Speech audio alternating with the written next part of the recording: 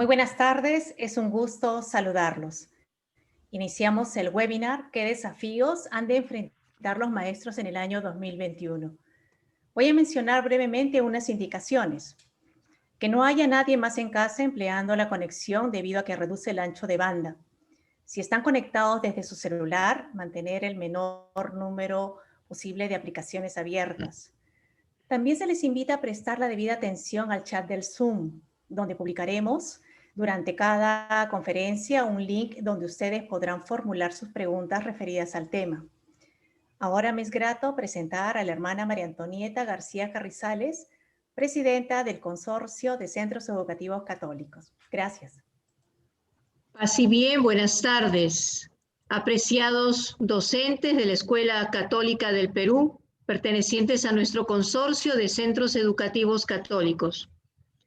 Hoy, nuestro segundo día de webinar comienza con una pregunta muy importante, una interrogación. Pero yo también me hago otra interrogación.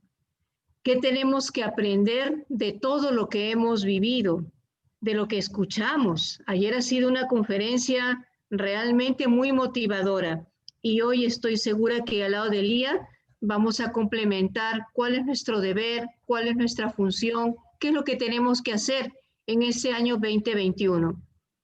Como escuela católica, como profesores de la escuela católica, somos conscientes de nuestra misión de evangelizar desde las aulas, desde la educación.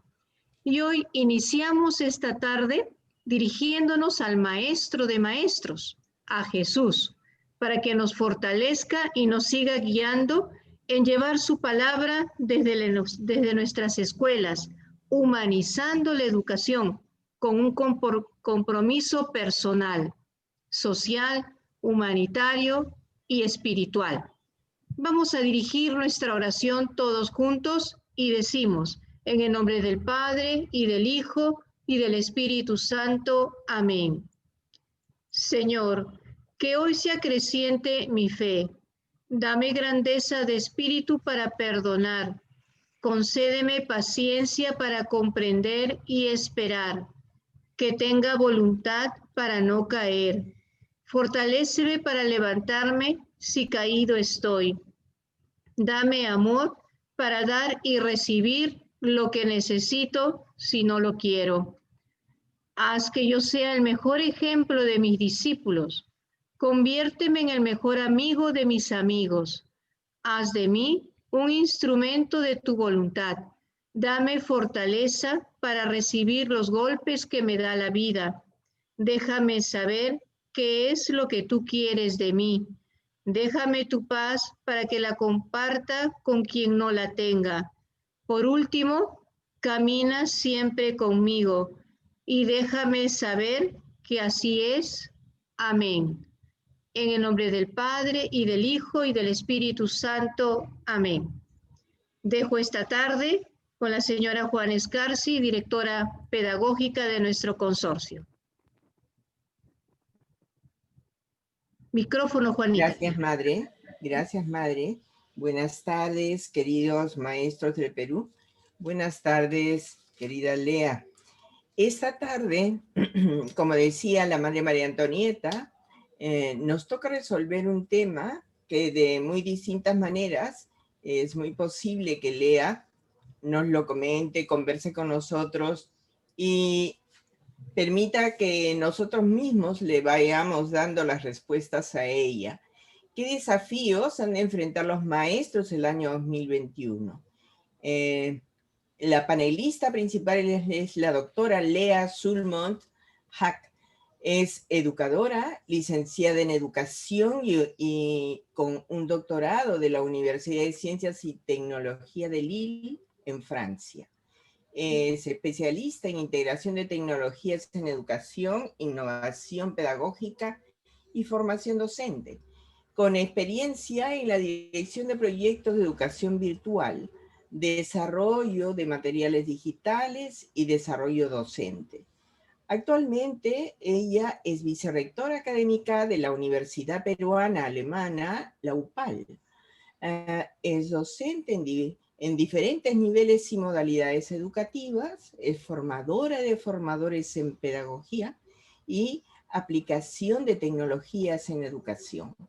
Ha sido miembro del Consejo Nacional de Educación en el periodo 2014 al 2020.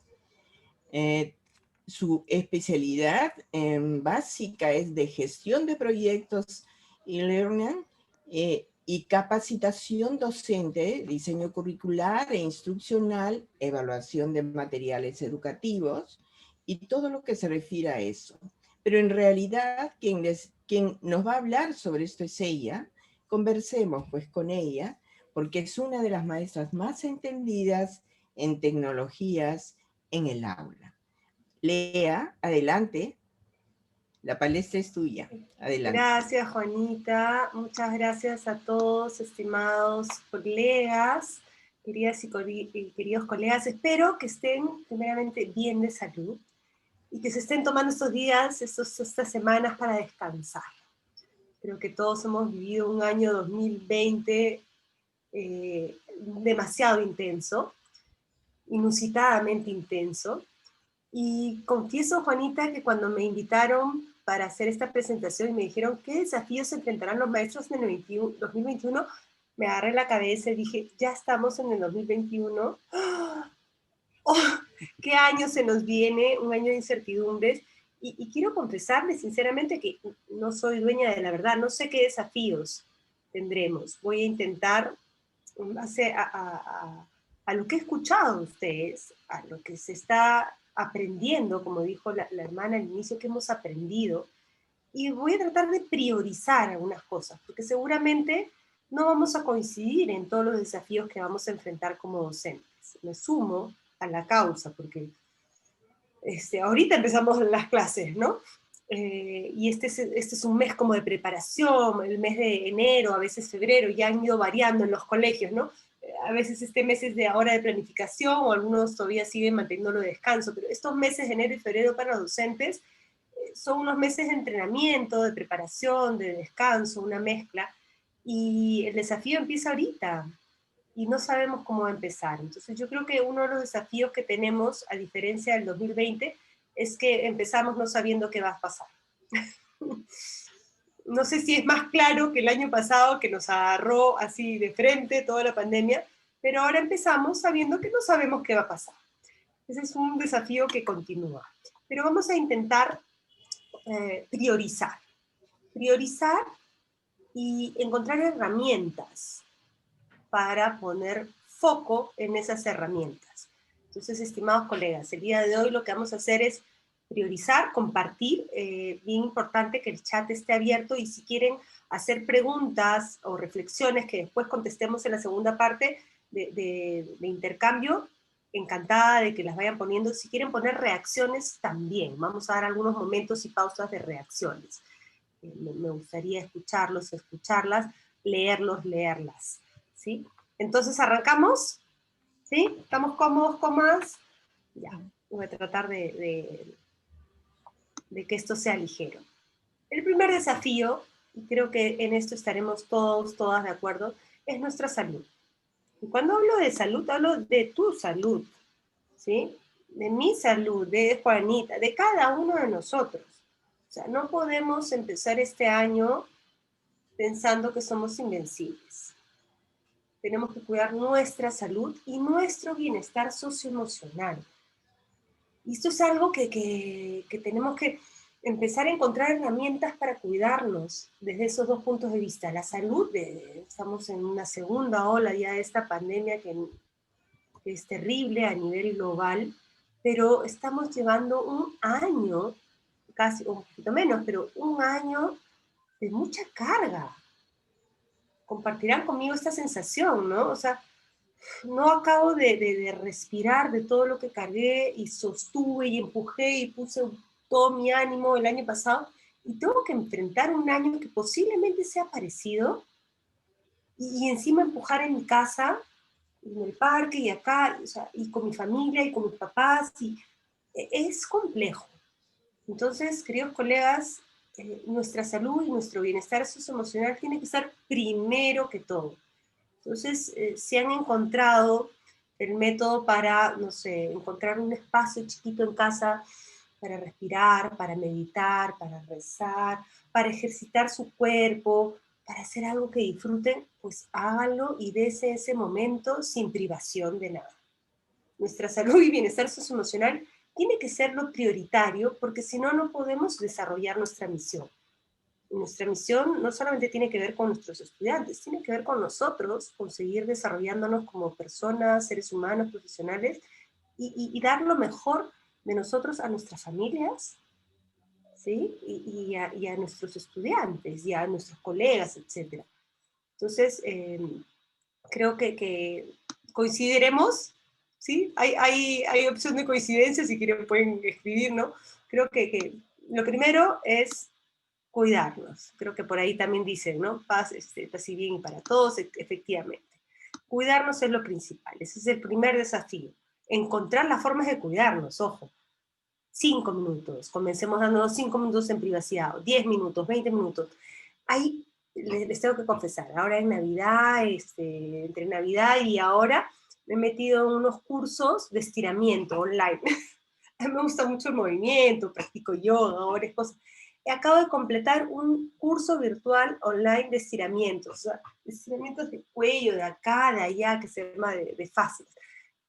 o sea, me he dado el lujo de aprender eso para poder cuidar mi salud socioemocional porque paso demasiadas horas frente a la computadora. ¿Qué estamos haciendo respecto a eso? Se los dejo ahí porque son cosas de las que nos tenemos que encargar nosotros. Nadie va a venir a encargarse de eso por nosotros. Segundo desafío. Y este desafío ya tiene que ver con nosotros y con los demás, la formación ciudadana. Y resumo en formación ciudadana este gran objetivo, vamos a decir, del currículo nacional, este gran objetivo educativo, de formar personas, seres humanos, hombres y mujeres que conozcan sus derechos, que también los ejerzan y ejerzan también sus deberes, que estén preparados para cuidarse y para desarrollar sus proyectos de vida. Entonces, la formación ciudadana creo que es la misión máxima de un proceso educativo a lo largo de la vida, en la educación básica, en la educación superior, etc. Entonces, ¿qué priorizamos en formación ciudadana? Estamos priorizando ese ejercicio del respeto de unos hacia otros. Por ejemplo, en este contexto de pandemia, que estamos hartos, ¿no? Decimos, claro, pero si no se cuida el otro, yo no me cuido. Si el otro no se cuida, si yo no me cuido, no se cuida el otro. Estamos evidenciando lo importante y lo interconectado que está, dónde terminan mis deberes, dónde terminan mis derechos y el de los demás. Y si no nos cuidamos hoy en día, vamos a colapsar como sociedad. Entonces, nunca antes en la vida ha sido tan evidente que tenemos que concentrarnos en la formación ciudadana. La formación ciudadana significa muchas cosas, no solamente los derechos, los deberes, la conciencia propia, la conciencia del otro, el sentido de encontrar tu misión, tu proyecto de vida, tu proyecto orientado hacia un bien común, conocer tu historia, ¿sí? Conocer la forma de autocuidarte, respetar el medio ambiente. Fíjense, dentro de formación ciudadana podemos meter todo el currículo si queremos. Tercer desafío, y en este desafío de repente algunos me dirán, Lea, pero no sé, ¿no? Pero vamos a explicar un poquito. Cuando hablamos de inclusión, el desafío de la inclusión, no solamente hablamos de una inclusión en términos, vamos a decir, cuando hablamos en educación de inclusión, solemos sí referirnos a niños con necesidades especiales, ¿sí? Pero eso es un enfoque ya caduco. Cuando hablamos de inclusión es que todos tenemos que vivir nuestro derecho a la educación.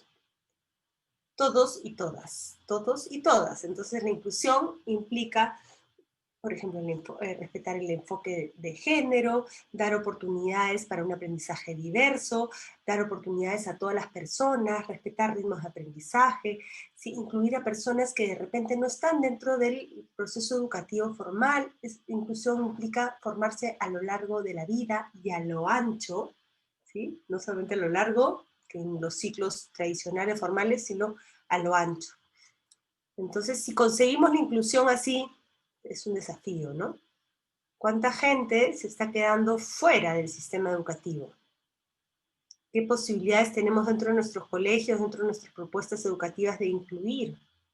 ¿Sí? De dar otras opciones de formación, de estar en aprendizaje a otras personas.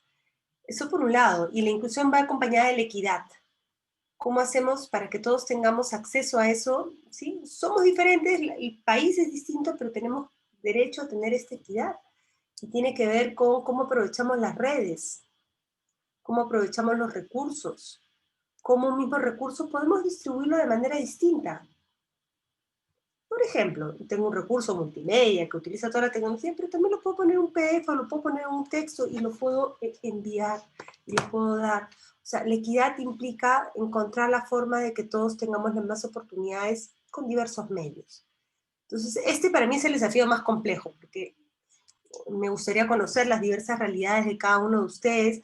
Imagino que son diversas y ustedes conocen diversas. Entonces, este desafío implica mucha personalización.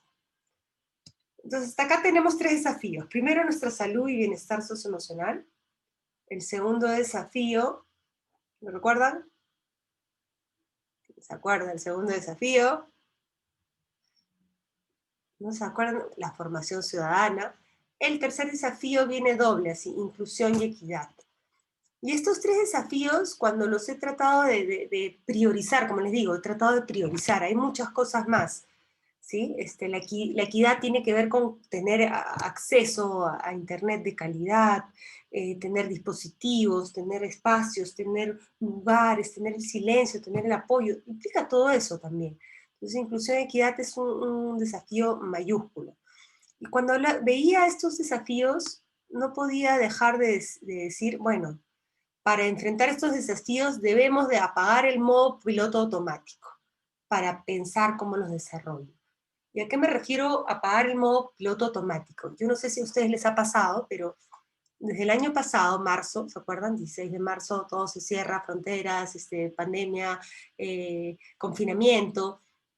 Hemos estado, y yo creo que los docentes, con un sentido de urgencia muy ligado a nuestra misión, con una proactividad para dar respuesta a la situación de crisis sanitaria y el cierre de las escuelas. Hemos creado cosas, nos hemos puesto en internet, nos hemos filmado, hemos creado contenidos, hemos estado dando todo el año. Apaguemos eso y pensemos. Otra vez, reflexionemos. ¿Qué significa eso de dar, de cubrir, de crear? ¿Responde a un sentido de emergencia? Sí. ¿Es deseable? Sí.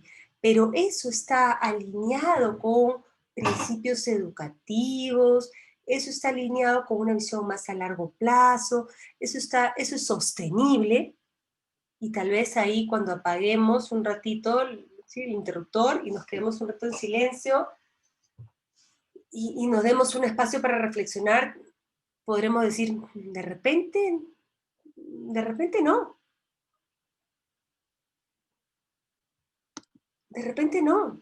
De repente todo lo que he hecho lo he hecho con la mejor voluntad, pero no necesariamente son acciones que van a favor de un desarrollo de la autonomía del estudiante, que van a favor del desarrollo de competencias, que van a favor de encontrar horarios, o sí, tal vez, horarios estables, armónicos, que van en favor de un trabajo en equipo, una innovación. Entonces, muchas veces este piloto automático en el que hemos estado en las instituciones educativas y los docentes, a veces puesto por impuesto, autoimpuesto, y a veces impuesto por la organización, tienes que hacer, y sigues, y sigues, y sigues, no nos ha dejado pensar y reflexionar. Y acordémonos de uno de los grandes maestros de la pedagogía contemporánea, John Dewey, que es un pedagogo americano que me gusta mucho, porque él dice, no aprendemos solo haciendo, sino reflexionando sobre lo que hacemos. Entonces el día de hoy los invito a pensar en estos desafíos, pero en modo pausa, en modo lento. ¿Sí? Este mes por lo menos podemos ir un poquito más lento, y necesitamos ir más lento para poder elegir. Este año los invito a menos cosas, pero más profundas. Entonces apagar el modo piloto automático nos va a permitir decir, a ver, estos desafíos, ¿cómo los abordo? Y fíjense, cuando he estado reflexionando sobre esta pregunta, encontré que estos desafíos están muy ligados a los propósitos del proyecto educativo nacional. Y Juanita no me dejará mentir, ¿no?, que hemos trabajado como 4 años recogiendo las necesidades y los desafíos de cada rincón del país.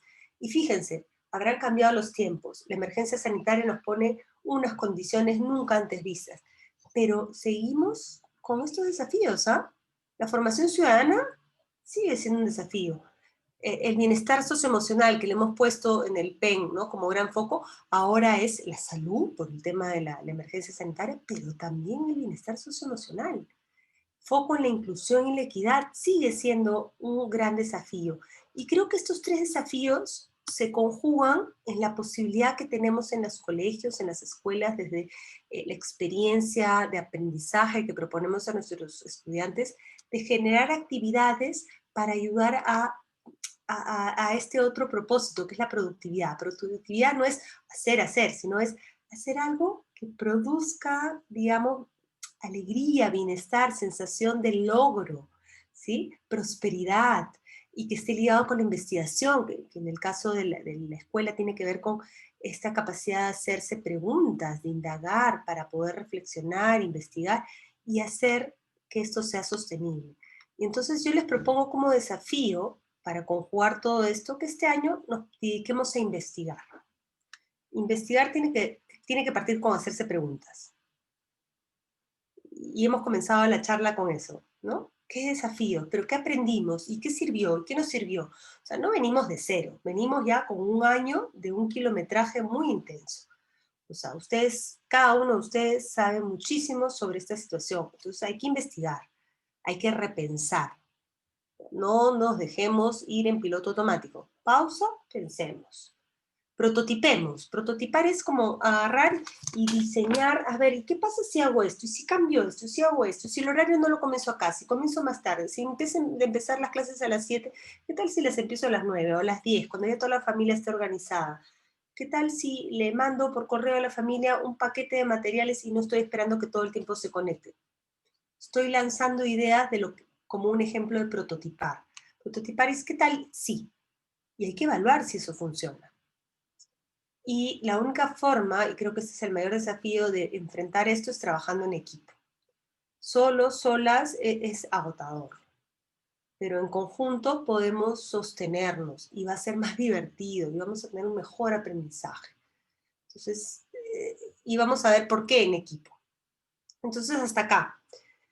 He tratado de juntar los desafíos, es decir, sí, tenemos que buscar el bienestar, la salud, formar ciudadanos, lograr mejores condiciones de igualdad para todos, de inclusión, pero todo eso se va a resumir si es que nosotros generamos propuestas es para este año de aprendizaje, de interacción con nuestros estudiantes, con nuestros colegas, partiendo de la investigación, partiendo de las evidencias, lo que hemos aprendido, prototipando nuevas cosas.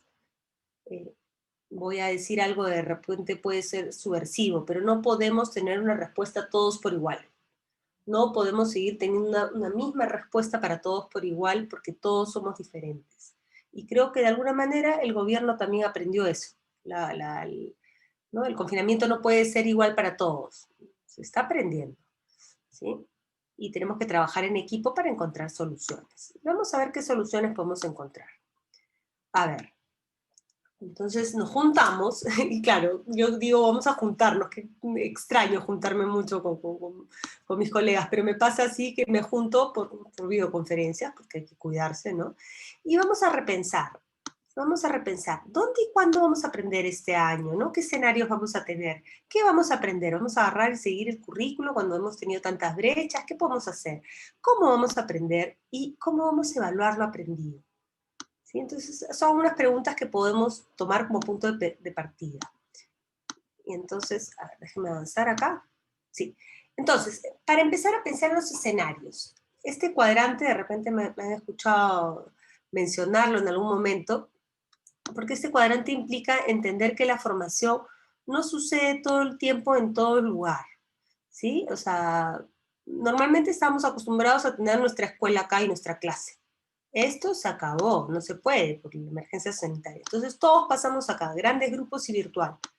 ¿Es posible todos al mismo tiempo conectados? No, es agotador estar ahí, entonces pasamos algunas veces solos, algunas veces grupo, pero ¿es siempre posible estar en virtual? No, tampoco. También necesitamos estar desconectados y aprendemos con materiales, con libros, de manera, o sea, sola, autoinstructiva. Entonces, fíjense, pensábamos que la educación, voy a borrar todos mis garabatos, como, eso extraño mucho garabatear, en las pizarras, ¿no?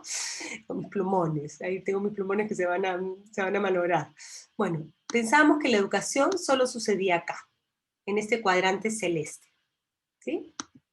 Toda la educación pensamos que sucedía acá, pero lo que sucede es que tenemos ahora la evidencia, y ya lo hemos vivido, que sucede tanto en el sector amarillo, en el verde o en el rojo.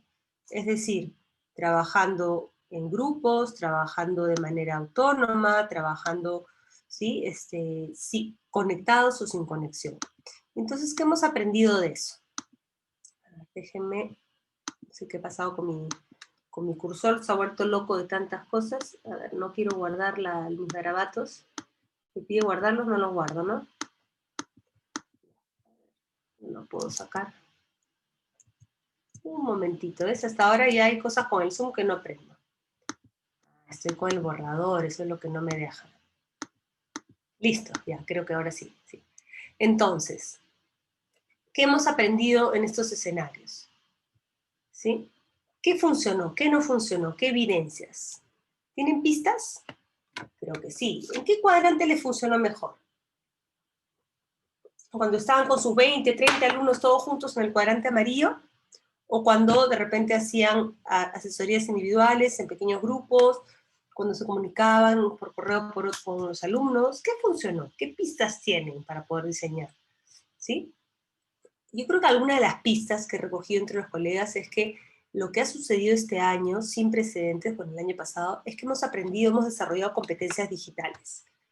¿Sí? Nuestros estudiantes pequeñitos, ¿sí? O más grandes, adolescentes, manejan ya los dispositivos. Dicen, ¿dónde nos conectamos? Zoom, WhatsApp, en Teams, en Meet, no sé, ¿no? O en Blackboard, y van diciendo todos los dispositivos que ya manejan. Y han aprendido nuevas formas de comunicarse, de enviar las cosas, ¿sí? A los profesores también nos ha costado, pero también hemos aprendido. Y creo que dentro de las casas lo que hemos aprendido, las familias, es a involucrarnos en esta actividad de aprendizaje de los hijos, porque solitos, o sea, necesitaban esta mediación pedagógica de clase del docente, ahora la hemos tenido que generar estos aliados en casa. Quizás este sea uno de los escenarios que hay que reforzar, estos aliados en casa, ahora que papá, mamá, cuando está papá, mamá, cuando hay el tipo de organización familiar es muy variado, y ahora hay mucho retorno al trabajo porque se necesita, entonces, ¿quién está apoyando a estas actividades de aprendizaje en los estudiantes? Es algo que tenemos que pensar dentro de nuestras soluciones, ¿correcto? Por acá también dicen, ¿no? Hay opciones, por acá estoy leyendo algunos de los chats, ya saben, si quieren chatear y ahí hablan de los padres asertivos, ¿sí? De los aliados, efectivamente, ¿no? Tanto los padres como nosotros nos hemos tenido que familiarizar con estas tecnologías. Los padres no tenían idea de cómo aprendían sus hijos, ¿o sí? ¿Verdad? Que han aprendido un montón, pero tenemos que seguir aprendiendo a fortalecer ese vínculo. Entonces, cuando hablamos de dónde y cuándo aprendemos, van a haber varios escenarios. Pero luego hablamos de qué aprendemos, y ahí vienen las competencias. Sin ánimos de ser subversiva, pero sí, vamos a provocar un poquito. ¿Qué competencias tenemos que priorizar? Si tenemos los desafíos, primero la salud, el bienestar socioemocional. Y con esto no quiero decir que haya que enseñar otra vez cómo lavarse las manos, ya estamos hasta acá, ¿no? De eso, pero ¿qué competencias? ¿Cómo manejo mis emociones? ¿Cómo las transmito? ¿Cómo aprendo a ser más asertivo? ¿Cómo aprendo a reconocer mis estados de ánimo, a aceptarlos, a transformarlos, etcétera? Y todo lo que tenga que ver con ciudadanía, que no es otra cosa que tener en cuenta a lo que está pasando en la realidad, a manejar la información de la realidad, a tener en cuenta el medio ambiente, la sociedad, la economía, o sea, todo eso es parte de la formación ciudadana. Y entonces, si eso hay que aprender, ¿cómo se aprende? ¿Organizando todo por cursos y materias? Ya, chicos, hoy día tienen matemática, mañana tienen tal, pasado tienen tal. Y acá también quiero ser un poco provocadora. ¿Tenemos que seguir aprendiendo de la misma manera cuando las prioridades cambiaron? ¿O podemos aprender de otra manera, organizándonos de otra forma alternativa? Una alternativa son los proyectos. Proyectos en donde 2, 3 profesores de diferentes áreas trabajan en conjunto con temas de motivación, que motiven a los estudiantes, que les permitan hacer cosas trascendentes, reales, involucrarse, crear. O sea, creo que es importante que los estudiantes pasen tiempo para leer, trabajen en temas de habilidades lógico-matemáticas, sí, por supuesto que sí, pero ellos quieren hacer cosas trascendentes, motivadoras, y más aún ahora. Entonces, la metodología basada en proyectos es una metodología que está bastante implementada en la educación básica, con muchas investigaciones y produce resultados de aprendizaje mejores que si trabajamos disciplinas fragmentadas. ¿Lo han probado? ¿Lo han evaluado? Los reto a hacerlo. Yo, por ejemplo, formo docentes en la universidad, típica en la universidad que tienes tu curso, ¿no? Los cursos que tengo a cargo generalmente son de tecnología, también trabajo el tema de planificación educativa, y me va mucho mejor, bueno, le va mucho mejor a los estudiantes, cuando entre 2 o 3 profesores de un mismo ciclo generamos un solo proyecto. medido científicamente. Las evidencias de aprendizaje producen hasta 20% mejor alcance en la competencia que si lo trabajo de manera independiente. Es más chamba al inicio de la planificación, pero luego en el desarrollo es mucho más divertido para los docentes. Entonces, ¿qué aprender? Creo que es un desafío. Tenemos o sea, estos desafíos de la salud, el foco en la formación, tienen que trasladarse en cosas concretas. No puedo seguir dividiendo mi horario escolar como pequeños cursos independientes. Creo que avanzar a probar proyectos para los que no han hecho va a ser un desafío sí o sí del 2021. Y en ese desafío incluir cómo evaluar, porque lo que no se evalúa, se evalúa. Y tenemos que pensar trayectorias de aprendizaje para los estudiantes, trayectorias que de repente no se corten en semestres o años, etcétera, sino que vayan avanzando hasta que logren el nivel de la competencia deseada. ¿Y ese nivel tiene que ser en un mes? No. Pero yo tengo que medirlo, tengo que saber, y para eso hay la evaluación para el aprendizaje, esta evaluación formativa. Voy llegando, vas redactando, la evaluación del aprendizaje, y hay un dibujo, un lente, ¿no? La evaluación del aprendizaje es la que, este producto que me permite saber si, ¿no? Si sabe redactar un informe, sabe, pues, ¿no? Pero también esa es la evaluación del aprendizaje. La evaluación del aprendizaje es competente para redacción de un cierto tipo de texto, sí, acá está. Pero hay una evaluación que a veces no le ponemos foco, que es la evaluación como aprendizaje. El propio proceso de evaluación, autoevaluación, coevaluación, ¿sí? Heteroevaluación, es un aprendizaje.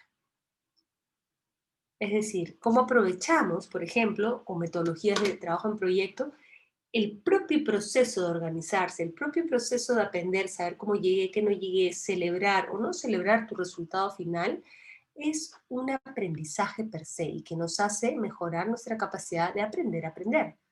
Entonces, la evaluación del aprendizaje para mí es crítica y puede generar un sentido de transformación del aprendizaje de los estudiantes. Y hace visible el nivel de logro de las competencias. Y cuando uno ve la importancia de la evaluación, dice, ¿cómo voy a evaluar tantas cosas distintas? Mejor evalúo, fíjense, la competencia 1, la 2, la 3 y la 4, por poner un número, ¿sí? Los puedo evaluar todos según una producción compleja que las integra, ¿sí? O que las articula. ¿Y eso cómo se hace? Con proyectos. Puedo hacer un proyecto en el que puedo evaluar 3, 4 competencias o 5. Miren, le doy 2 gratis. La competencia transversal de tecnologías hoy en día se mide en cualquier proyecto. Y la autonomía, la 28 y la 29, ahí están. Le echan la 1, que puede ser la de personal social, le echan la 16, el tema de convive democráticamente. Por ejemplo, ahora que podemos empezar a explorar el voto informado con los estudiantes. En un solo proyecto de análisis de voto informado tienen 4 competencias integradas. Ese es un proyecto. Tan complejo no es. Ponerlo en práctica es divertido y los estudiantes van a involucrarse más y van a aprender más, ¿sí? Acuérdense, lo que no se evalúa, se devalúa. Mi gran desafío este año es en generar evidencias de aprendizaje de estas cosas que son pertinentes y necesarias para la formación, ¿sí? Y en esto hay que involucrar a los padres de familia, porque quizás los padres de familia todavía están preocupados por la nota, por el rojo, por los colores, porque nos hemos formado en otra generación y no necesariamente entendemos lo que significa aprender por competencias. Y eso tiene que ver con entender cómo aprender. Y acá les pido respirar, de repente esto es un poco más teórico, pero es uno de los temas que más me fascinan, cómo aprender. ¿Y recordarán ese triángulo? ¿Lo han visto? Sí, a ver, acá los leo un poquito. Leo los saludos de todas las personas que están entrando. Han escuchado hablar o han visto dibujado este triángulo, ¿no? Del docente, el contenido y el estudiante, ¿no? Y a través de este triángulo hemos modelado, ¿no? Qué tipo de pedagogía, si es una pedagogía en el docente elige el contenido, si la del estudiante es una pedagogía transmisiva, pero si es una pedagogía donde el estudiante puede elegir el contenido, asesorarse por el docente, es una pedagogía más constructivista, etcétera, ¿no? Vamos recordando. Ahora, pero no solamente aprendemos en esta interacción entre docente, estudiante con un contenido. algo que ha cambiado radicalmente ya hace mucho tiempo, pero ahora en este medio virtual es radical, es que el contenido ya no solamente es físico. Yo sigo con mi cuadernito, que lo adoro, y mis libros, pero el contenido es virtual, ¿sí? Pueden ser imágenes fijas, de movimientos, audios, simulaciones, etcétera, etcétera. Y ese contenido, ¿sí? ¿Cómo se mete en el aprendizaje? No es solamente contenido, ese contenido que te da feedback, ese contenido que te habla, ese contenido que te hace reír, ya no es un contenido de un libro solito. Es un contenido que, no sé si se ven en la imagen, he puesto un vértice más. Ya no es un triángulo, sino un prisma. Acá los profesores de geografía me corrigen si que estoy hablando cosas incoherentes, pero no, es un prisma, ya es en 3D. Y resulta que esta tecnología digital se convierte en un actor más en este triángulo. Porque hay recursos, ustedes no me dejarán mentir, ustedes mismos a veces seguramente ya los han producido, que les permite dar retroalimentación inmediata al estudiante, ¿no? Les pones una imagen, dice, marca cuál de estas tres cosas, dónde está el tallo de la planta, la típica, y lo marcan bien, sin que ustedes le tengan que decir bien. El recurso ustedes lo programan para que identifique cuál es la respuesta correcta, incorrecta, y le da un feedback. O que haga una operación numérica, o que haga una pronunciación.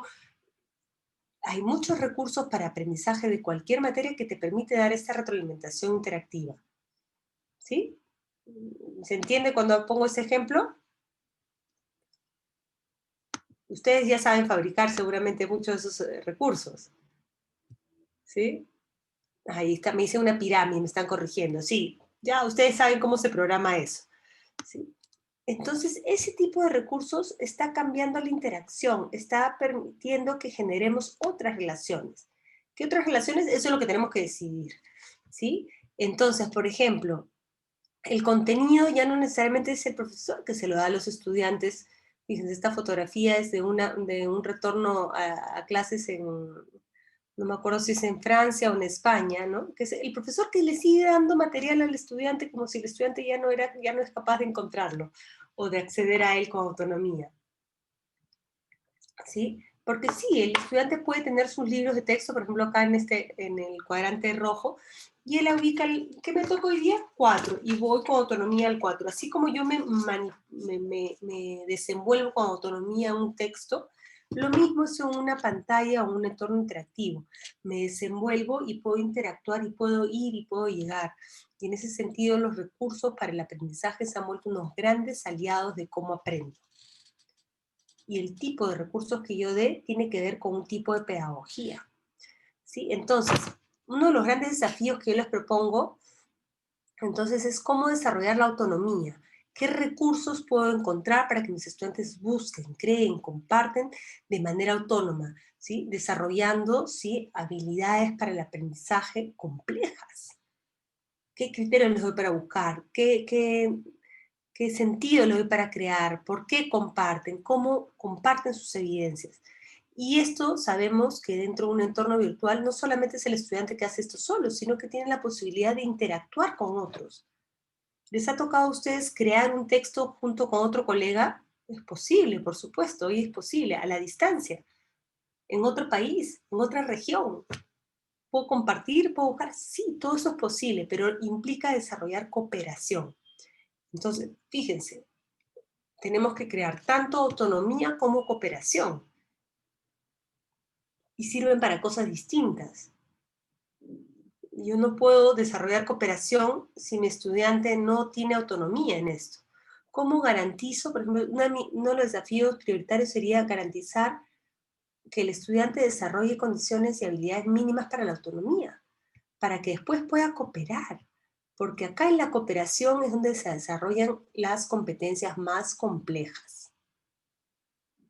Tenía un maestro que de repente ustedes lo han escuchado, en algunos creo que sí, ha venido, no sé si el año pasado, el anteaño pasado, Francisco Sariquey, ¿lo recuerda? Que es un maestro de la cooperación. Él tiene una frase que a mí me gusta mucho que dice que la autonomía es la maestría de la cooperación. Si yo no soy autónomo, no voy a poder cooperar. Entonces nuestro desafío es crear ecosistemas de aprendizaje digitales en que podamos seleccionar cuáles son aquellos recursos idóneos para desarrollar una trayectoria de aprendizaje personalizada, inclusiva, ¿sí? Con contenidos focalizados en eso que quiero priorizar, el bienestar, la ciudadanía, que le permita al estudiante buscar, crear, compartir, solo y con otros. Entonces, me pregunto, ¿eso es lo que hemos creado este año? ¿Hemos creado un ecosistema que aliente la autonomía y la cooperación? ¿O de pronto lo que he hecho, que nos ha sucedido mucho, es estar en piloto automático y agarro y aprendo en casa, me dice, esta semana tienes que enseñar esto y hago esto, y hago esto, y no me he detenido a pensar qué alienta eso? ¿Cuál es mi propósito? En todo caso puede ser que el propósito sea bueno, pero ni siquiera me he tenido tiempo de pensar y reflexionar si lo era o no, y si las condiciones en las que lo implanto son las adecuadas. El ecosistema de aprendizaje digital significa pensar en un contexto, porque las tecnologías por sí solas no generan, generan ningún cambio. Ahí la N por la L, por favor. Las tecnologías solitas no hacen ningún cambio. El cambio lo hacemos nosotros cuando decidimos para qué se usan, cómo se usan, cuándo se usan y qué se usan. Y el ecosistema digital para aprender es este conjunto de elementos, no solamente las tecnologías, sino sobre todo los actores. El niño, la niña, el estudiante más grande, el docente, si hay un tutor, el director, el coordinador, el padre de familia, todos esos son los actores. Los recursos, que tienen que ver desde que los niños tengan recursos para escribir, para leer, para conectarse, para dispositivos para trabajar, tiene que ver con todo eso y tiene que ver con el contexto. Este contexto me permite estar conectado online todo el tiempo para descargar o necesito, ¿no?, material que pueda ver offline, ¿no? Necesito material que pueda ver solito yo en mi cuarto chiquitito porque no tengo un espacio para compartir, o es un material que puedo utilizarlo en un espacio más grande. ¿En qué condiciones voy a hacer eso? Porque todas estas cosas, pensar en el contexto, en las personas y en los recursos, implica pensar en las relaciones. Y acá llegamos a la recta final. Las relaciones son las que generan el vínculo. Eso es lo más interesante de un ecosistema. Si ustedes tuvieran que pensar ahorita, ¿qué relaciones han construido con sus estudiantes en este entorno digital en el que nos hemos desenvuelto e interactuado el año pasado? ¿Qué relaciones han sido, si tuvieran que poner algunas relaciones, vamos a abrir el chat, ¿qué tipo de relaciones han construido? ¿Una relación de orden? ¿Qué adjetivo, ¿sí?, califica la relación que se ha construido en este entorno digital? A ver, vamos a abrir un poco el chat. A ver, ¿qué adjetivos pondrían las relaciones? A ver, por acá están saludando de comprensión. Irma nos dice, ajá, de confianza, de relación, de acogida, de solidaridad, de comunicación, empática, tolerancia, empatía. Y ahora la pregunta es, ¿cómo genero la empatía en un entorno virtual? ¿Cómo genero respeto? ¿Cómo genero apertura? ¿Cómo genero aceptación, motivación, confianza? ¿Cómo se genera eso? Y voy a ponerles algunos ejemplos que he visto que me han contado.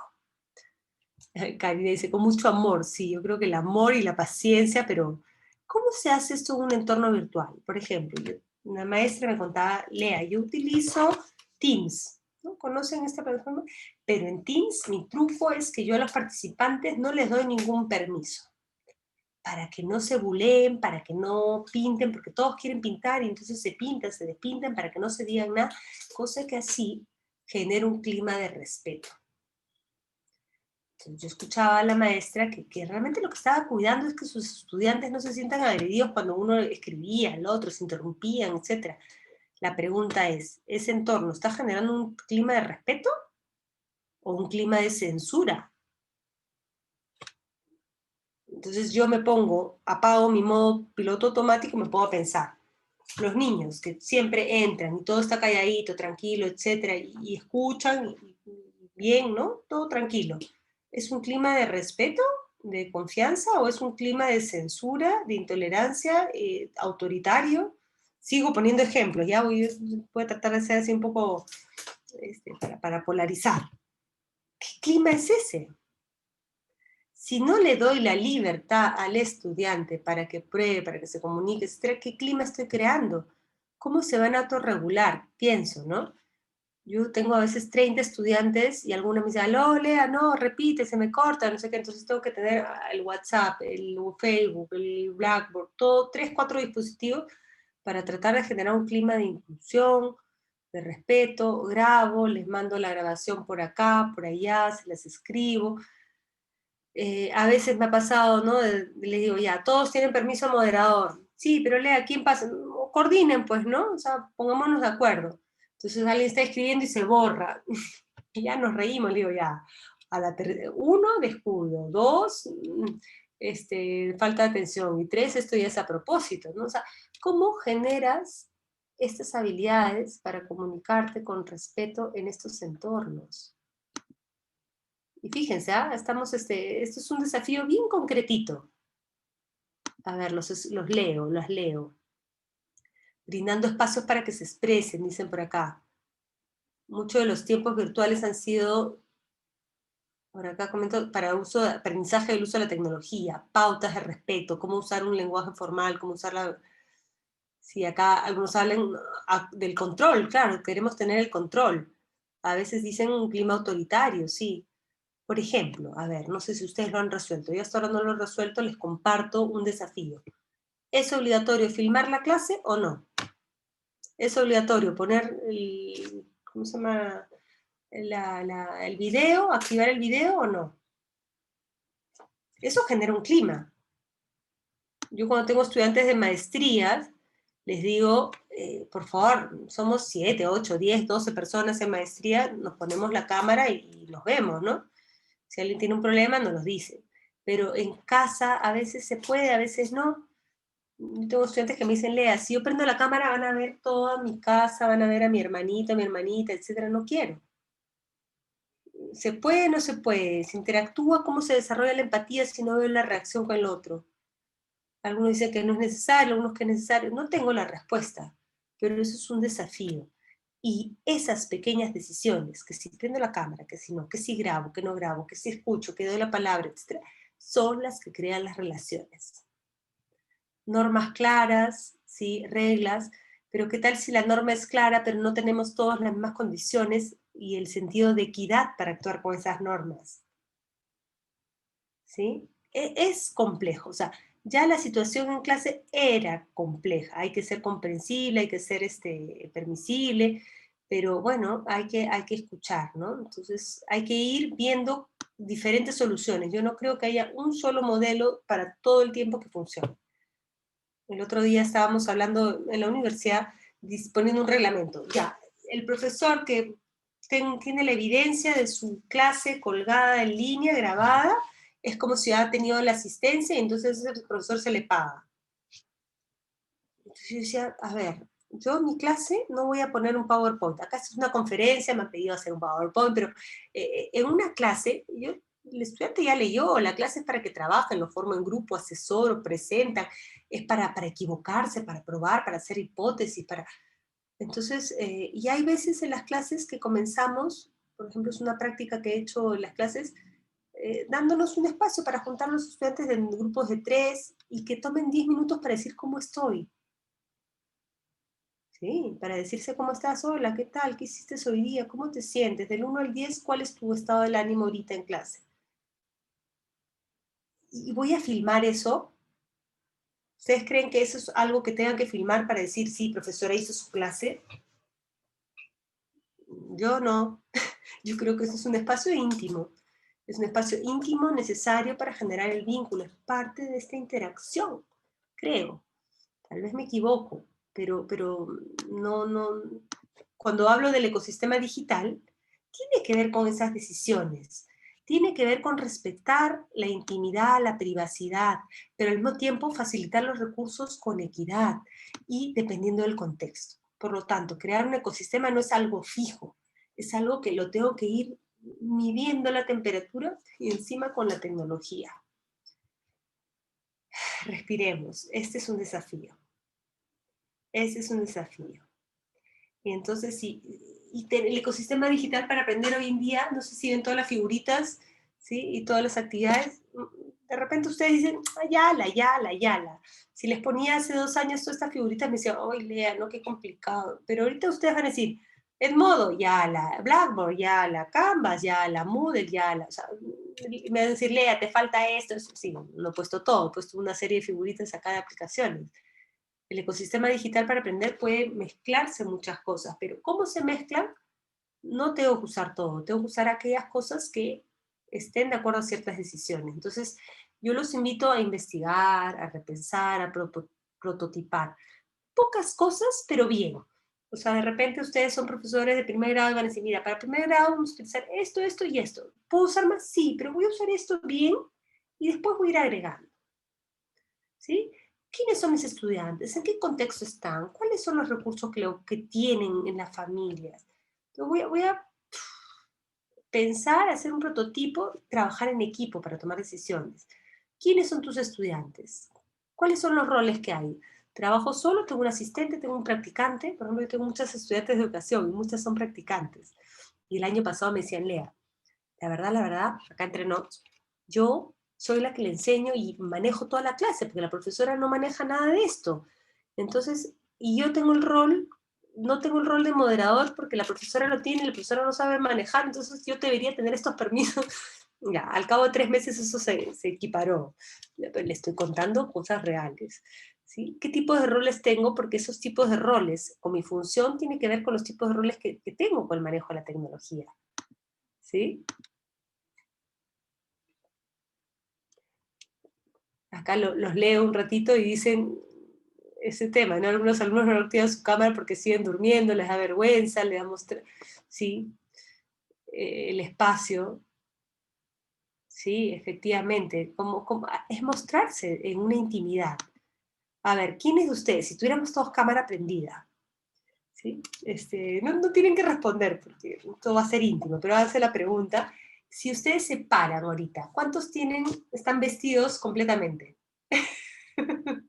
¿Sí? O cuántos tienen pijama, o cuántos, no sé, ¿no? Por ejemplo, yo les tengo que confesar, me he puesto un vestidito, me gusta así también vestir, pero estoy con sandalias, no estoy con zapatos, estoy con sandalias. ¿Quiénes están con zapatillas, con pantuflas, pies descalzos? Estamos así, estamos acá en nuestra intimidad, este es mi hogar. Bueno, le he robado la oficina, el escritorio a mi hijo para poder estar acá tranquila con usted. Estamos en una intimidad. ¿Quiénes son? ¿Cómo nos vamos a relacionar? En todo caso, ustedes tienen que saber, bueno, este año, ¿cuáles son mis estudiantes? Voy a mezclarlos, es un grupo, 2 grupos, primero A, primero B, ¿qué condiciones tiene? Tengo niños que tienen alguna condición, una necesidad especial, ¿sí? ¿Qué preferencias, qué gustos tienen? ¿Son niños que tienen hartos o son niños que terminaron bien el año pasado motivados? ¿Cómo arrancan? ¿Quiénes son? ¿Cómo son? Eso es importante para decir cuál va a ser mi ecosistema, ¿sí? No porque soy un colegio tengo que poner a todos lo mismo. Ojo. ¿Sí? Otra decisión, ¿cómo es el contexto? Urbano, rural, es un entorno seguro, violento, ¿sí? Multilingüe, intercultural, es un contexto tradicional, porque dentro de los contextos educativos hay unos que son más tradicionales, otros más innovadores, otros más disruptivos, cada uno es como es y está bien, pero hay que saber qué cosa es, ¿no? Estoy en un contexto asociativo, privado, público, ¿sí? ¿Cómo es mi contexto? Porque eso también me va a determinar qué herramientas utilizo. ¿Qué condiciones existen? Todos tienen, de repente ahora sí, conexión tienen, pero todos tienen dispositivos, se lo tienen que prestar, ¿qué puedo utilizar? Les puedo pedir a los niños que tengan un asiento donde estén cómodos. Por ejemplo, una de las actividades que hice con mis estudiantes fue hacer un análisis de dónde se sentaban. Para los que me conocen saben que yo soy pequeña, o sea, 1,60 m, petit, ¿no? Y no sé si a ustedes les pasa, pero me pasa que cuando me siento en la silla, bueno, esta acá la he bajado, pero mi asiento donde tengo mi escritorio, mis patitas quedan colgando. ¿No les pasa a ustedes? A los niños pequeños no les pasa que claro, van creciendo y algunos llegan para apoyar bien los piecitos en el piso, otros no. Bueno, ese es un tema de seguridad postural y seguridad, ¿sí? Y salud, bienestar, ojo, bienestar. ¿Cómo analizamos las condiciones donde se trabajan? O sea, no solamente la infraestructura, sino el lugar. Entonces, haciendo un análisis de dónde me siento, dónde es mi mesa, cómo es mi postura, cuido mi cuerpo. Algo básico es que tenga una cajita. Yo tengo libros, una enciclopedia o dos enciclopedias, las pongo y ahí apoyo mis pies. Y con mis pies apoyados tengo una mejor postura. Si yo me siento en mi escritorio, y a veces les mando la foto a mis estudiantes, ¿saben cuál es el tamaño perfecto? ¿Alguna vez les han regalado vino en una caja? Ya, esas cajas donde ese es mi tamaño perfecto. Ahí tengo mi caja de vino abajo y ahí apoyo. Porque necesito cuidar mi seguridad postural. Y una vez que los niños y niñas tienen eso, entonces su seguridad postural les va a permitir tener una mejor atención. Si han trabajado con niños que tienen de repente hiperactividad, sabrán que una vez que tienen una silla cómoda que les permite moverse o que les permite estabilizarse, su atención está enfocada. ¿No les pasa a ustedes? Ubíquense, ya se están moviendo, ya, ¿no? Ubíquense, ubiquémonos. Tengamos las condiciones para poder trabajar bien. Eso es parte del ecosistema, es parte del desafío. ¿Con qué desafío se entrelaza? Con bienestar, con salud. Y entonces, ¿qué relaciones quiero desarrollar en el aprendizaje? Quiero que todo esté controlado, quiero que todo esté seguro, que todo se maneje con privacidad, quiero favorecer la inclusión, la autonomía, la cooperación, el respeto. Estoy poniendo algunas relaciones que todas son válidas, pero ¿cuáles priorizo? Entonces, mi desafío va a ser pensar en este sistema que quiero incorporar, ¿sí? Porque cada pieza va a favorecer una relación. Por ejemplo, en esta pizarra lo que he hecho es, digo, a ver, mira, imagínate mi perfil demográfico son niños de, a ver, tengo acá para poder, acá, déjenme dibujar, quiero dibujar. Ya, tengo niños de 6 años o 10 años, ¿no? Primaria. Y necesito desarrollar con ellos harta autonomía. Entonces, de repente, yo voy a utilizar algunas herramientas para que tengan todo su material, que se lo descarguen. O desarrollar algunas actividades con Genially o con un software de gamificación para que ellos tengan resultados sobre sus acciones sin tener que estar esperando que yo les diga si está bien o está mal, porque quiero que desarrollen su autonomía, ¿sí? Entonces voy a utilizar de repente algunas herramientas tipo Quizzes. A algunos profesores les encanta Quizzes, pero acá ya empecé. Quizzes o Kahoot o WordWall para que ellos tengan herramientas para desarrollar su autonomía. ¿Posible? Sí. ¿No? Entonces, cada decisión que yo tomo de por qué incorporo algo tiene que estar ligado con eso. A ver, otra vez hice la travesura de poner el ratón y ya no sé, ya, ahora sí. Entonces, por ejemplo, si yo quiero trabajar inclusión, tengo que trabajar con diferentes materiales que permitan que los niños lean, o que escuchen, o que vean, ¿sí? Que el material esté impreso, digital, virtual, de muchas maneras. Si yo quiero trabajar en temas de respeto, tengo que encontrar desde el respeto de los materiales, de las políticas de seguridad, de respeto a la propiedad intelectual, ¿sí? El respeto del rol que tiene cada uno, si voy a distribuir por grupos, que el material esté adecuado, respetando la edad. Si quiero trabajar con seguridad, tengo que trabajar con temas de ciudadanía digital, ¿sí? Que los dispositivos y los celulares y las tablets pues tengan unas contraseñas adecuadas, que los padres estén involucrados en la seguridad, ¿sí? Por ejemplo, yo tenía unos docentes que me dijeron, Lea, este año todo lo que hemos hecho es utilizar básicamente todo en Dropbox. Y yo no entendía. Ustedes conocen el Dropbox, ¿no? Y cuando uno pone las cosas en Dropbox, no se actualiza. Si quieres colaborar, no se actualiza. Entonces le decía, ¿pero por qué Dropbox? Me dice, hemos probado con un montón de cosas en línea. Lo que hemos descubierto es que no tenemos la conectividad todo el tiempo. Entonces lo que le hacemos es le mandamos todo el material, se lo descargan en Dropbox, ¿sí? Y cuando lo actualizan, yo veo lo que ha actualizado, pero no tiene que estar trabajando y actualizando. Entonces le facilito que el estudiante tenga todo el material y después cuando tiene conexión se actualiza y ahí yo ya tengo la alerta. Imagínense. Y eso lo hicieron como solución, prototipando, evaluando qué era lo mejor para ese contexto. Entonces no tengo la solución para cada contexto. Creo que la solución la tenemos que crear conociendo y averiguando el contexto. Entonces crear un enfoque, digamos, El desafío va a tener que ver con eso, va a tener que ver con encontrar cuál es la mejor solución. Acá ya me adelanté. Yo cada vez que pinto, no sé por qué si les pasa a ustedes, pero cada vez que pinto con el zoom se me mueve todo el cursor, pero bueno. Entonces, este garabato que he hecho tiene que ver con prototipar, probar y tomar decisiones. Acá he puesto un montón de cosas, pero ustedes tienen que tomar decisiones en base a estos principios. Y vamos terminando acá con algunas derivaciones de estos principios. El enfoque que tengo que tener entonces cuando yo hablo de tomar decisiones no es un enfoque todos por igual, definitivamente. Esto tiene que ser algo que se adapte a las necesidades de cada territorio. Por ejemplo, he visto que están escribiendo desde Lambayeque, desde Pucallpa, ¿sí? ¿Sí? Cada uno tiene una realidad, entonces vamos a aprovechar los multicanales, generar multitrayectorias, multimodalidades, multiagrupamientos y responder a necesidades multiculturales. Entonces el desafío de la salud, del bienestar, de la formación ciudadana, el desafío de la inclusión tiene que ser multiterritorial. ¿Sí? Algunos colegios seguirán utilizando Aprendo en Casa o las cosas propias a través de la radio, la televisión, el texto. Ojalá que ahora tengamos más materiales de texto. Los niños necesitamos material concreto, y los grandes también, ¿sí? No solamente digital, o sea, se necesita esto. Se necesita escribir, no solamente teclear, se necesita hacer mucha manualidad. ¿Sí? Tenemos que hacer multitrayectorias, porque no todos los niños van a poder aprender al mismo tiempo y llegar al mismo resultado. Tenemos que, de repente, evaluar este trayecto, esperando que unos lleguen antes, otros lleguen después, pero que todos puedan llegar y gestionar los usuarios. Hoy día las plataformas educativas nos permiten, ¿sí? Los LMS, permiten que los estudiantes tengan y que hagan sus actividades y algunos las pueden hacer antes, otros después. No tenemos por qué configurar un examen para la misma hora para todos, porque eso va a colapsar. ¿Sí? ¿Qué tal si decimos, bueno, si quieres hacer tu evaluación o mandar tu tarea, tienes entre tal tiempo y tal tiempo para hacerlo?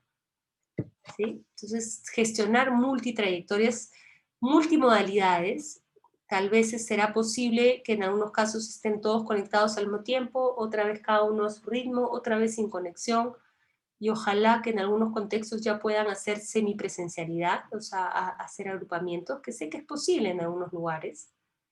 ¿Sí? ¿Qué tal si de repente tenemos, por ejemplo, en Francisco de Orellana, ahí cerca de la frontera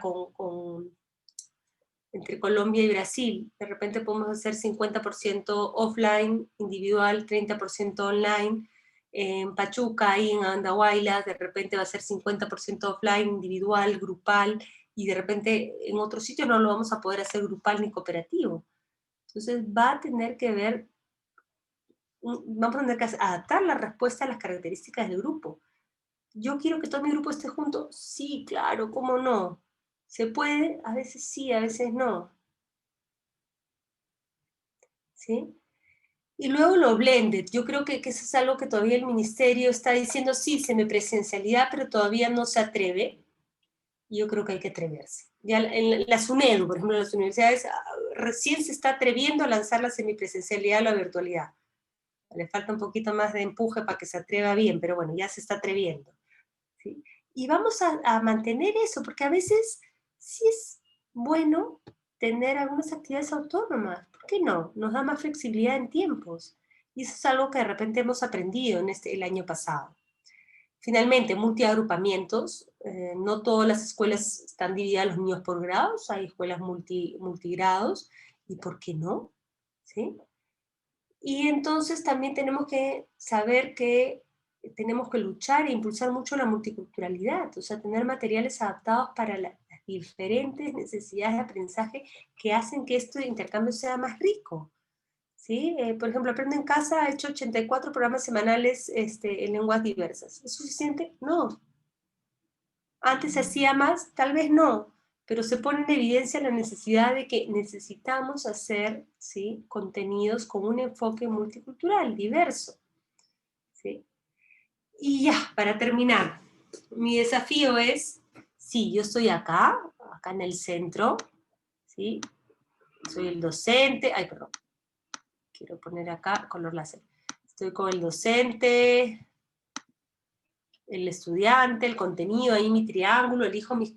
Ya, acá estoy gestionando mi proceso de aprendizaje. ¿Pero estoy solo? No, tengo que gestionar el conocimiento, todos los recursos, ¿sí? De dónde, qué voy a tener, qué voy a adoptar, qué voy a crear. Tengo que coordinar con los demás, toda la gestión académica administrativa, y tengo que gestionar con mi entorno, que son los padres de familia, el entorno donde estoy, la realidad. Entonces mi desafío es cómo logro el bienestar, no solamente mío, de mis estudiantes, sino dentro de una comunidad educativa. ¿Cómo genero ciudadanía? No solamente que mis niños se sepan cuidar, sino que cuiden el entorno, cuiden a los demás, favorezcan eso, sean impulsores de una sociedad donde podamos convivir con valores democráticos. Quiero trabajar, ¿sí? Entonces, desde la formación de ciudadanía, desde la formación, ¿sí? de salud, desde la inclusión, tengo que gestionar la parte administrativa para que nos permita eso, y la parte del entorno tener a los padres como aliados. Tal vez he querido resumir muchas ideas, pero este es un desafío que ya después de haber vivido un año tan duro, tan incierto, tenemos más armas y el deber de pensar sistémicamente. Entonces pensemos en el tipo de roles e interacciones que queremos crear. Sobre estos conceptos, entonces repito, algunos desafíos que he priorizado 3, salud, bienestar, ¿no? El tema de la formación ciudadana, ¿no? El tema, ¿sí? de este desafío de incluir, de poder tener condiciones de equidad. ¿Cómo hacemos esto? Creando ecosistemas digitales con esta visión sistémica. Abrimos la discusión. Lea, muchísimas gracias, muchísimas gracias. La verdad es que hay muchas preguntas, de ahí he seleccionado algunas y seguramente, bueno, hay muchas que todavía están en el chat. Te hago una pregunta que es compleja y me parece que es la preocupación de muchos. Lea, a partir de la experiencia del año 2020, al convertirse la modalidad presencial en virtual o a distancia, fue una situación muy difícil para todos nosotros. Estuvimos muy asustados. Según esta realidad y tu experiencia, ¿en qué situación crees que actualmente nos encontramos los docentes?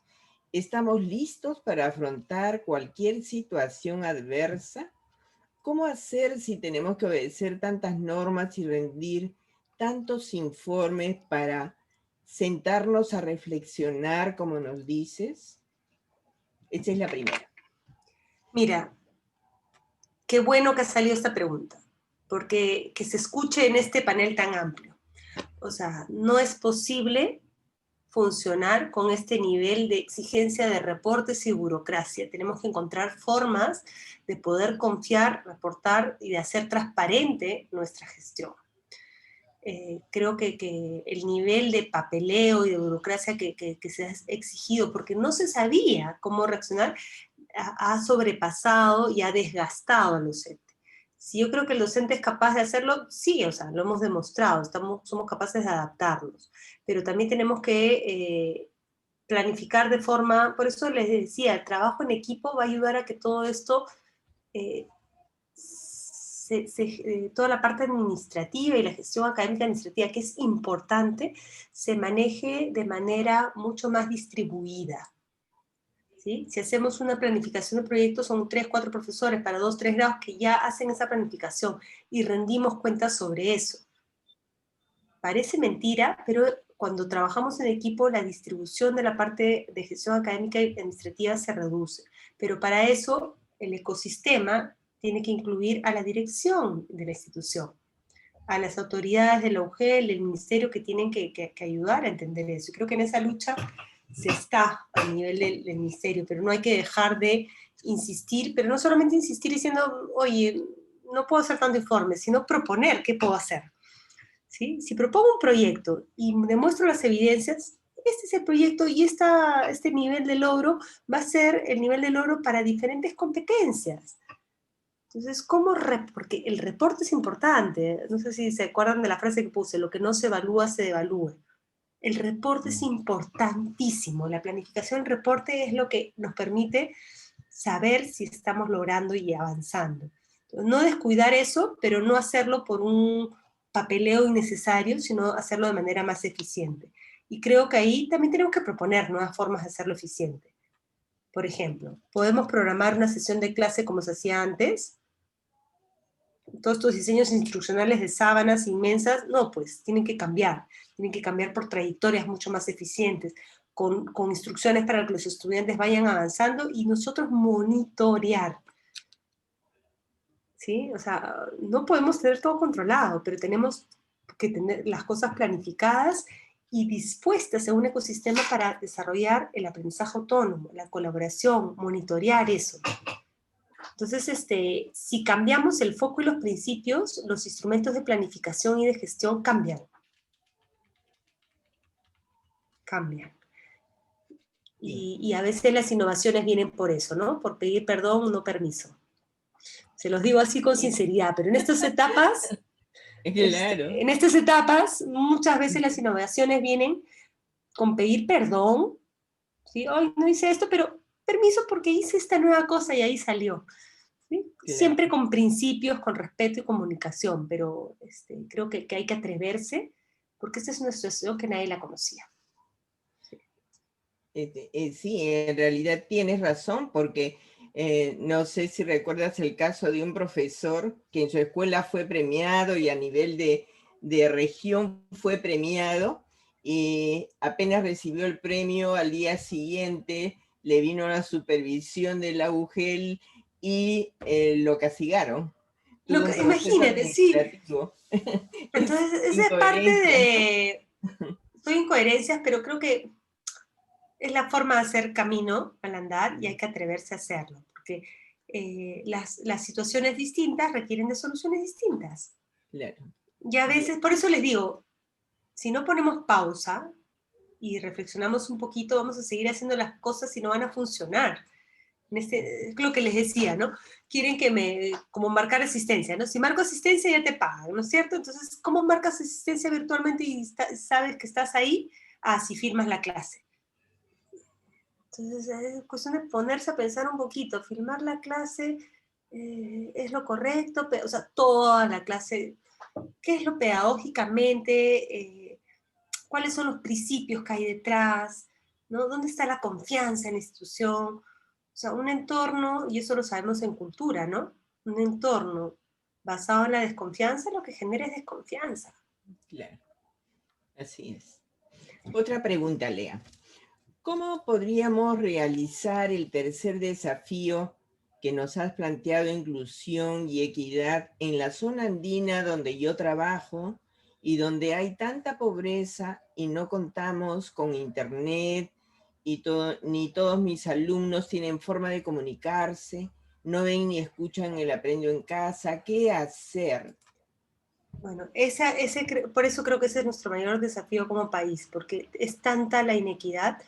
Y seguramente ustedes han escuchado hace un día, 2 días, al maestro Walter. Sí, ¿sí? Ayer. O sea, Walter es un ejemplo de que existen soluciones para frenar esa inequidad, ¿no? No todo tiene que ser por internet, por eso les decía, el material impreso tiene que seguir existiendo, los cuadernos de trabajo tienen que llegar a esa zona, las fotocopias, el audio, otros espacios que no solamente sea internet, ¿no? Yo en verdad que admiro mucho el trabajo que ha hecho Walter, y de hecho mis estudiantes este año se involucran, bueno, el año pasado, mis estudiantes de educación, que muchas son de beca 18, bueno, beca vocación maestro, y que están en zonas, vienen de zonas de los Andes, de la Amazonía, de diferentes partes del país, han participado haciendo materiales para estos niños. Cuentos, por ejemplo. Entonces escribían cuentos y se los mandábamos a Walter y Walter los ponía en Kipi y Kipi los leía, ¿no? Entonces, la producción de materiales puede ser tan sencilla como eso, pero hay que activar las redes. ¿Cuántos profesores tenemos en una institución? Entre varios de nosotros nos podemos juntar y hacer un solo proyecto. Ponemos todo nuestro esfuerzo juntos y vamos a hacer mucho más impacto que haciendo cada uno encargándose de hacer todo el material y todo solo. Y es mucho, es casi inviable. Entonces yo aliento docentes, por su seguridad, por su salud, por su bienestar, por la diversión, por el aprendizaje, los aliento a trabajar en equipo, porque además así sus estudiantes van a sentirse más motivados. Y tal vez si hay dos profesores, o sea, la profesora que me habla de cómo trabajar la equidad en zonas, o sea, por ejemplo, andinas, si lo hacemos en equipo y proponemos diferentes soluciones y alternativas, va a ser mucho más viable. Yo aliento a que las familias tengan un mini kit de aprendizaje. O sea, que las familias hayan papel, lápiz, cuadernos, tijeras, cosas para poder manipular y trabajar. Bibliotecas escolares que se prestan libros. Por ejemplo, el año pasado en el FONDEP, en el Fondo de Innovación de la Educación Peruana, hubo un concurso de maestros innovadores, y recuerdo una de las innovaciones que me impactó muchísimo, fue un maestro que había desarrollado la alforja andante. ¿Qué era la alforja andante?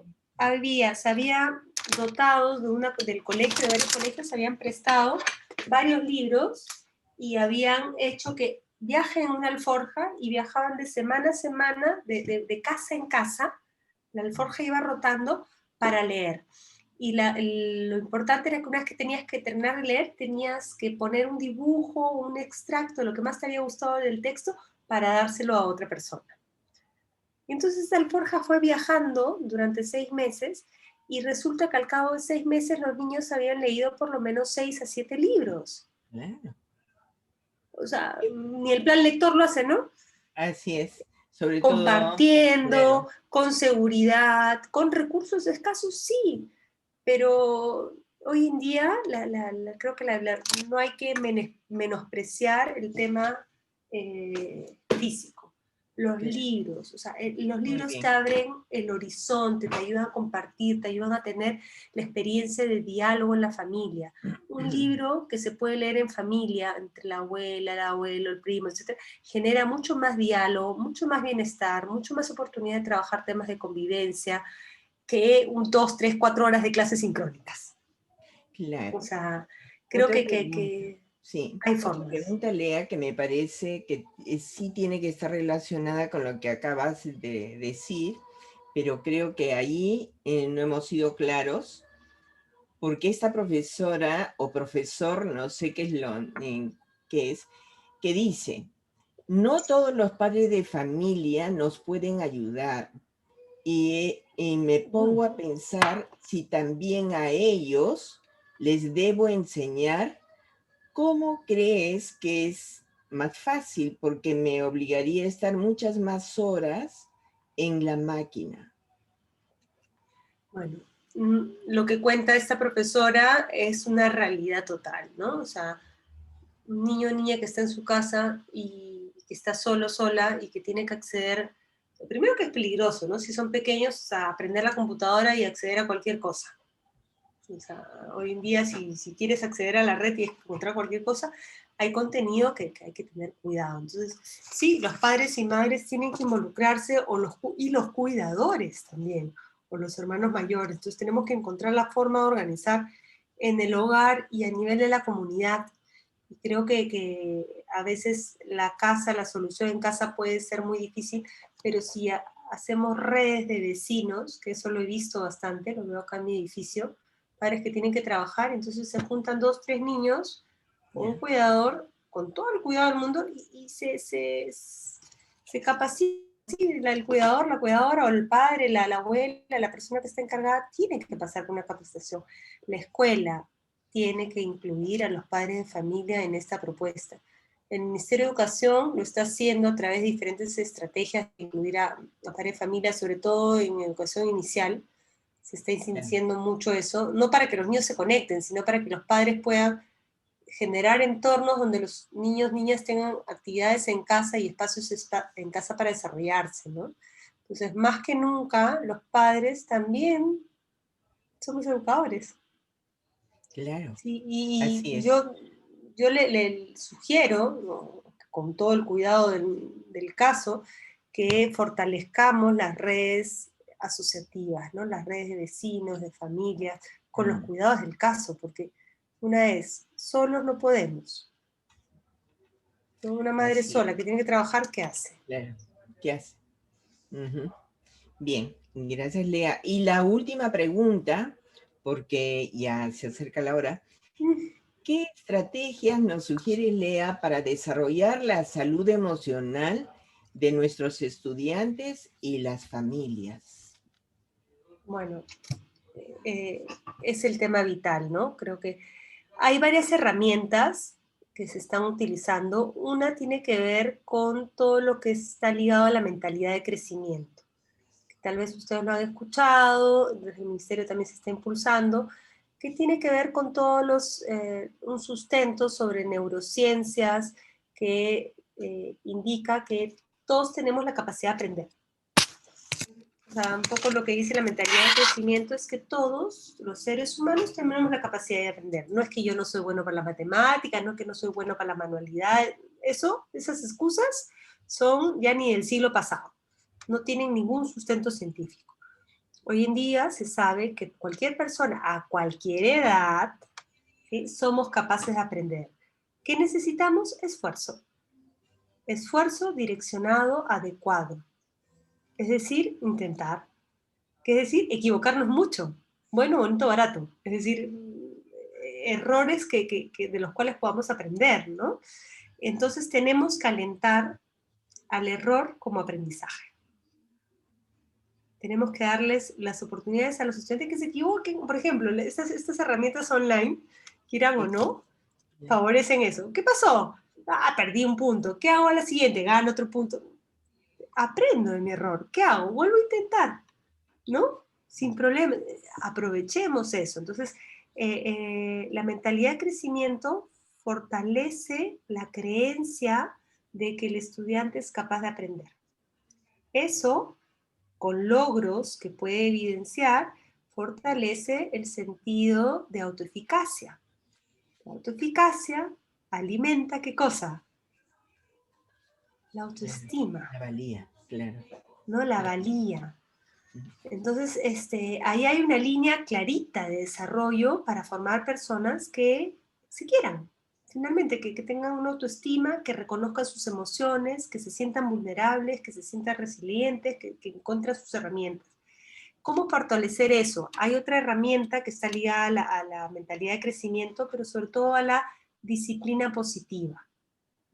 La disciplina positiva, una rama de la psicología, proviene de diferentes fuentes, y nos dice algunas cosas básicas, ¿no?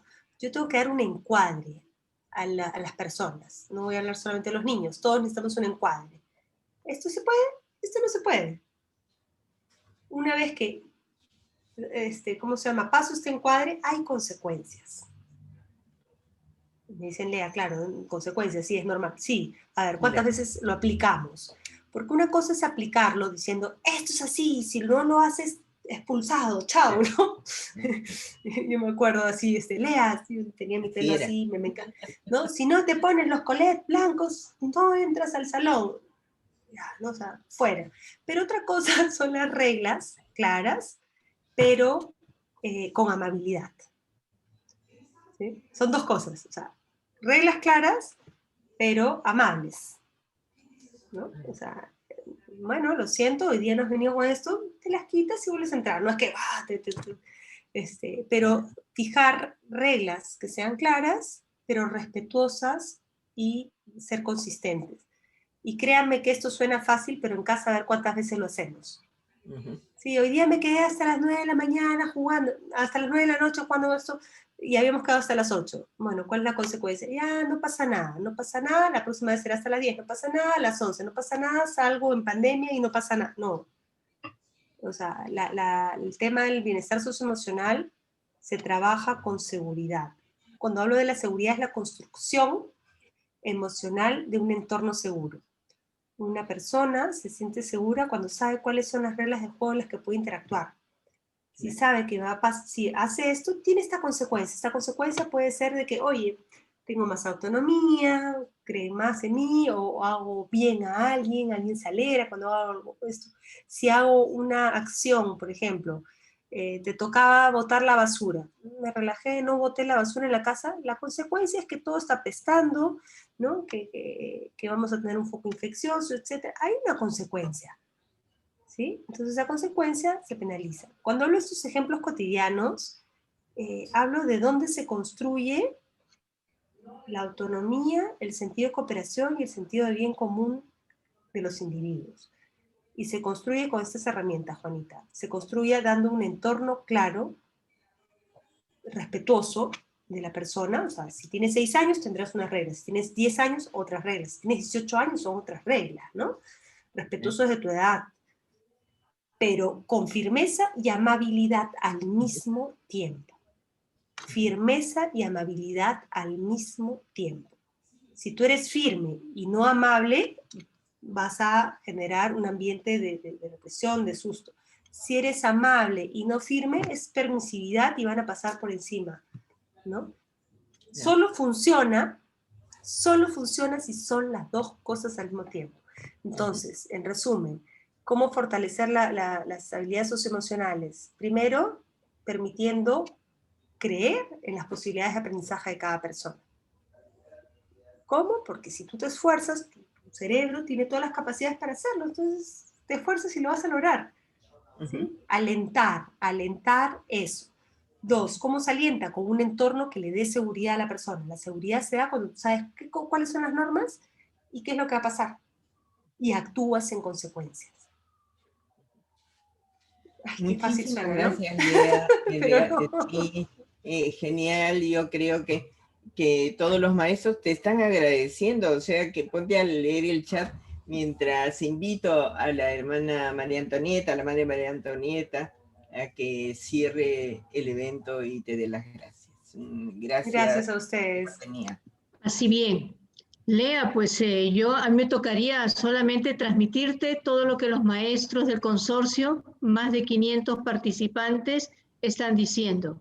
Gracias por compartir con nosotros tus experiencias en todo este campo docente, que siempre es un campo nuevo, siempre hay algo que aprender día a día. Siempre. Has utilizado verbos muy interesantes: investigar, repensar, prototipar, evaluar. Y sobre todo creo que nosotros los docentes del consorcio en este mes de enero y febrero vamos a tratar de aplicar algunas de esas sugerencias que tú nos has dado. El equilibrio socioemocional y el cuidarnos, porque hoy nos toca eso, nos toca cuidarnos mucho y muchísimo. Y trabajar por una educación ciudadana desde la fe, la esperanza y la caridad, que son nuestros propios valores. A ustedes, queridos participantes del Consorcio de Centros Educativos Católicos, antes de despedirnos, quiero recordarles que el lunes vuelven a las aulas, ¿verdad, Juanita? Sí, el lunes vuelven a sus cursos. Entonces ya nos estaremos viendo en su participación de la última semana. Me imagino que esta semana han hecho todas sus tareas y las investigaciones que tenían.